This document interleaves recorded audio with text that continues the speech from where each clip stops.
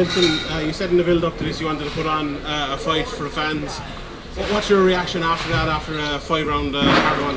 After a 5-round against Peter Queally, man, I gotta say hats off to Peter Queally. He is a true testament to the Irish people. Man's all class, a true gentleman all the way through and through. So hats off to Peter. Hats off to the Irish fans, Dublin fans. You guys are cray, man. Great night, great energy, great vibe. Place was off the roof once again. It was awesome. It was a great environment. Crowd was cheering at the end. I loved it. It was great. I spoke to you about 6 weeks ago, and you said you were just about starting camp. In the 5th round, were you thinking maybe you should have started a couple of weeks earlier, or how did you feel in the 5th? I felt pretty good in the 5th. Well, it wasn't too bad at all. I know I need to change up the game plan.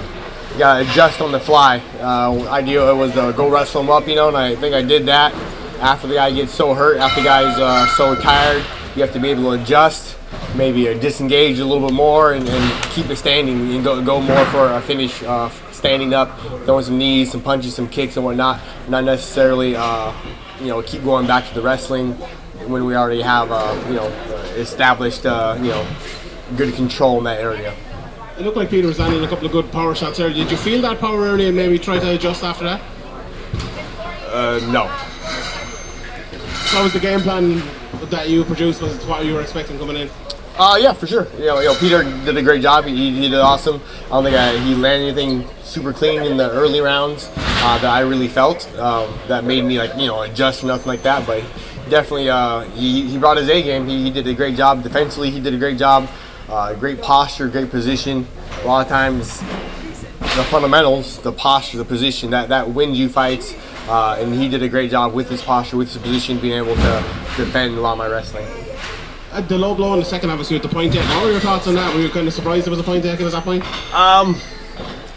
Initially, yes, I'm just surprised. Like, oh man, it was obviously the referee could tell. He admitted, yeah, it was an accident. It wasn't on purpose. There was no intent. It was not intentional at all. But then after the fight, the referee came up to me and said, hey, there was no intent. I agree with you. There was no intent, but it was a very hard kick. So strictly based off damage, how damaging the low blow was, I had to take a point. I was I didn't know that was a thing. I didn't know that was the rule set. If that's the rule set, and if there's an accidental low blow, but it does so much damage, you're like, well, I guess, yeah, that makes sense. Okay, I'm not happy about it, but yeah, sure. I did throw it. It was accidental. There was no intent. It did do some damage, so it is what it is. We couldn't really hear from you, the sound here. What were you saying was next? Is it the title you want next? You have 3 fights left now. You told us beforehand. It's 3, then 2, then 1. Is it straight away you want to be right in for the winner of the upcoming fight? Yeah. That's what I would like. I want the title shot next. I know it's the Russian versus Brazilian. Mad respect for PITBULL. I'm a huge Patricio fan. Patrici has the belt, and he has a W over me. So I think it'd be very apropos for me to. For him to win his fight, and then for me to score off against him and take the belt from him, because he has a W over me. But if Usman happens to win, if it's him instead, go ahead and let Bellator set up a fight in Russia. Let's go do. We can't go to Russia right now, can we? No, Russia's the no-no right now. So maybe we go somewhere. Yeah, maybe let's go somewhere else.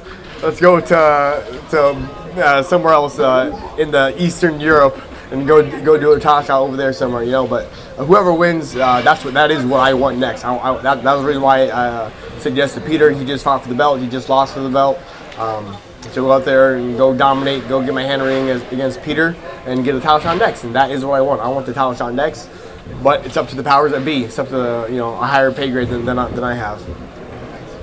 Benson, the last time you were speaking to us in this very spot, I don't know how many months ago that was now, after your Miles Jury fight. It's been talked about all week, and you've talked about it yourself as well. You weren't really satisfied with the performance, even though you got a pretty conclusive victory in that one. And so now, after 5 rounds in the main event against a hometown favourite with a raucous crowd, do you feel like you've sort of scratched that itch a bit? I definitely scratched it a little bit. I think I had a better performance tonight against Peter Queally. Still didn't get the finish. I was going for that finish. I really, really wanted that finish badly. But I think I had a good performance against Miles Jury. It got me the W. I think I had a better performance against Peter Queally tonight, and hopefully it gets me the title shot. But yeah, definitely scratched that itch a little bit. The fans, they were, you know, booing and stuff at the beginning.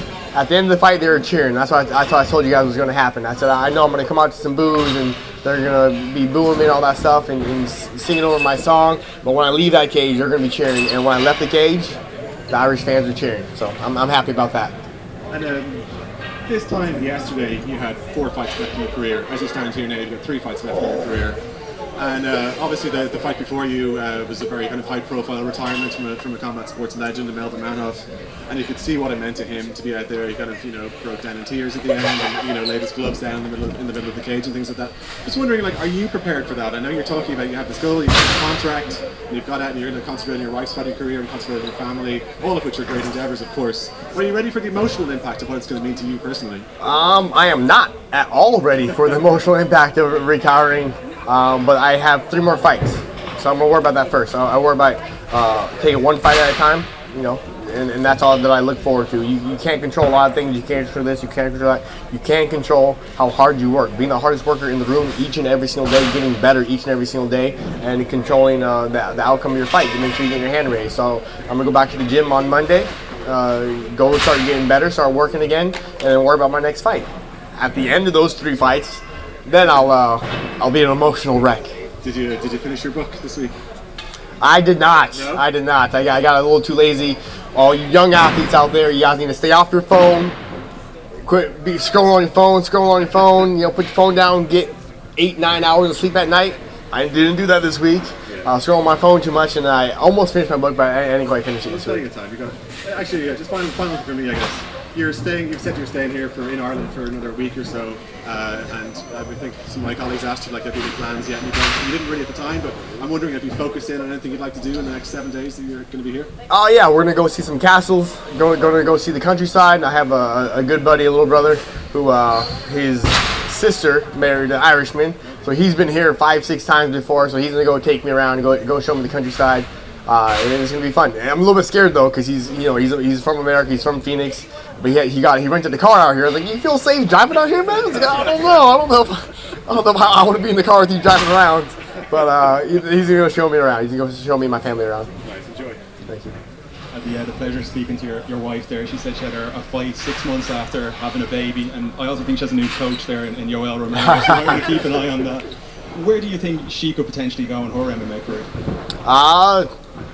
The plan is to the top, be the best in the planet. That's the reason why we do what we do. We don't do this to play around. We don't do this just for fun, just to make money. We got enough money.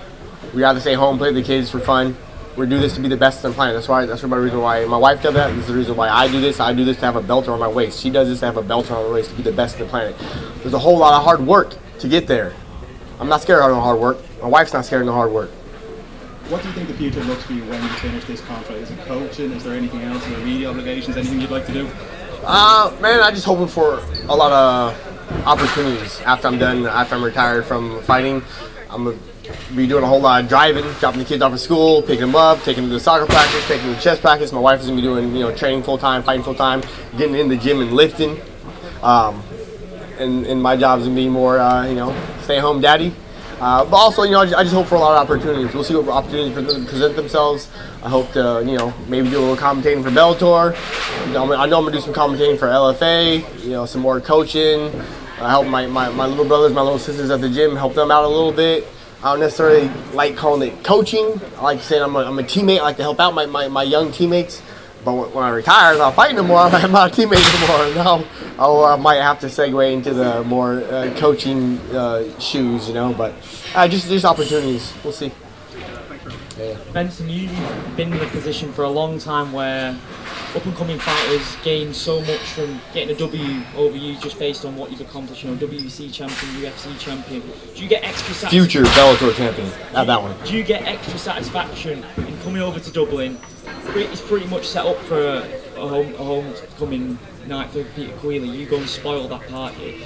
How satisfying is it for you after all these years? You're still doing it on the big stage. Man, a W's a W. You can add all the extra incentives in it. You can say, oh, this, that, oh, first time this, oh, first time that, oh, coming to a hostile territory and doing this and doing that. Man, the W's a W. You gotta be excited for every single W you can get. I've had some fights where I thought I earned the W, I didn't get the W, got an L instead. You gotta appreciate every W that you get. and they're all the same. Every W you have to appreciate, you have to take hold of and really appreciate it. But coming over here to Dublin, fighting Peter Queally, it's the same as my last W. Just in terms of your fighting style, obviously the knees to the thigh is something that you've always had in your career, and then holding the leg and constantly peppering the body in the face, teasing the takedown. They were present throughout the fight, constantly giving Peter questions of what you were going to do next. Do you actually enjoy dissecting your opponents in there? Because that's something we've always seen in your career. You mentioned that you were chasing the finish, but you've had plenty of decision wins that have been so pleasing on the eye as well. Yeah. I think definitely you have to be smart about it. You have to be aware of what you're doing, what your opponent is game planning, trying to defend, what they're working so hard to defend. If they're working on defending this, guess what? They open up the window here. They open up the door over here. If this door is shut, if they're really blocking that down, if they're really defending that, they have a lot of other openings. So it's on the athlete, it's on the fighter to adapt and take what they give you. Final one for me, Pitbull versus Usman. Who do you have winning that one? Me, because I'm getting a title shot. Whoever wins, their congratulations is me for 5 rounds. Let's go do that. Cool. Best of luck. Thank you. Thanks, guys.